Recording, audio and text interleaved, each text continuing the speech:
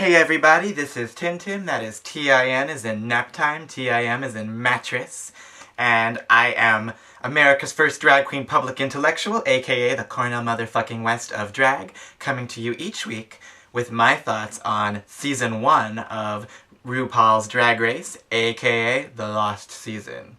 So this was Episode 1, Season 1, where it all began. One of the things I definitely noticed in this episode was similar to what I said last week in my intro video. There is this looseness, right? Or this just slightly more dynamic, less like formatted or scripted feel to a lot of the scenes on this season compared to what came later. That a lot of the repartee in the workroom and just the way that folks are feels you know, it's less punchy, there's less sound bites, there's less great lines, and less of those things you can repeat.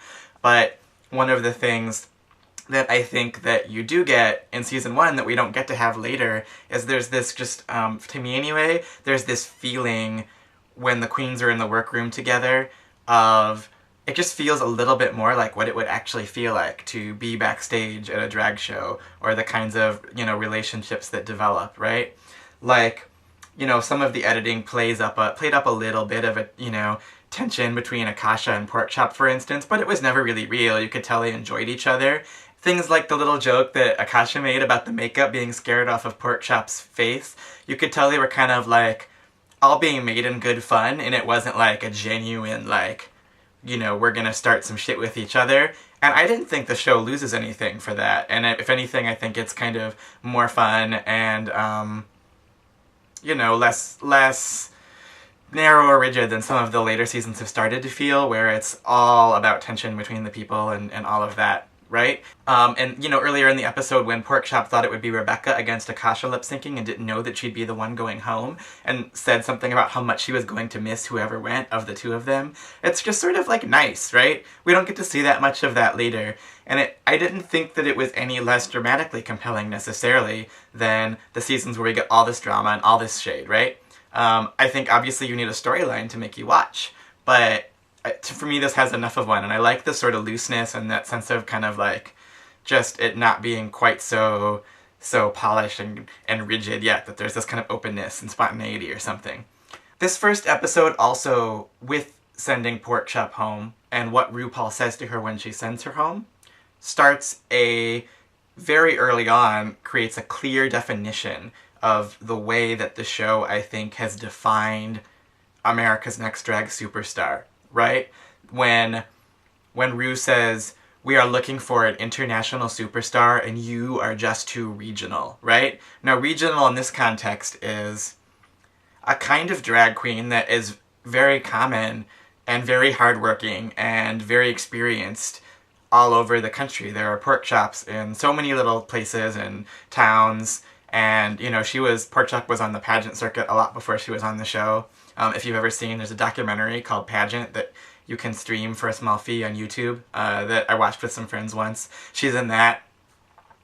And, you know, I think that, yes, the show is looking for someone who can function on a much bigger media platform than that kind of smaller town local drag queen.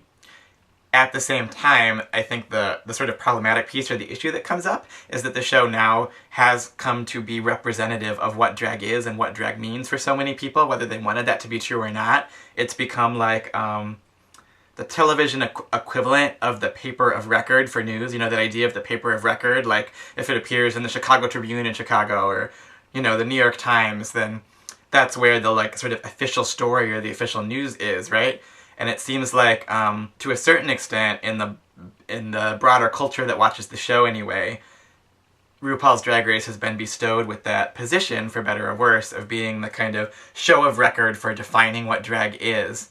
And so I think the unfortunate consequence of saying Porkchop is the least like the Next Drag Superstar, which is kind of what you're doing by making her the first person to go home in the very first episode, and then calling her too regional, is to sort of maybe, like, inadvertently devalue that type of small town queen that has been so much a part of the history of drag and is so much a part of the history of LGBT communities. And it's like, how do you accept and embrace that? Which is one reason I have sort of liked that, seeing them find small ways to give Porkchop her due in later seasons when she's been in the audiences for tapings, for instance, for the reunion specials, since she moved to LA. And Rue will be like, Porkchop!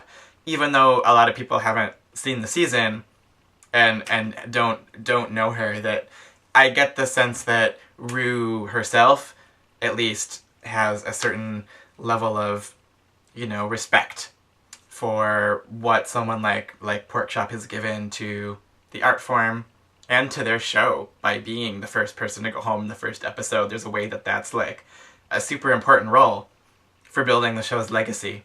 So, I don't know, that's all I'm going to talk about for this episode, I think. But I look forward to speaking with you all again next week. Much love to you all. Mwah.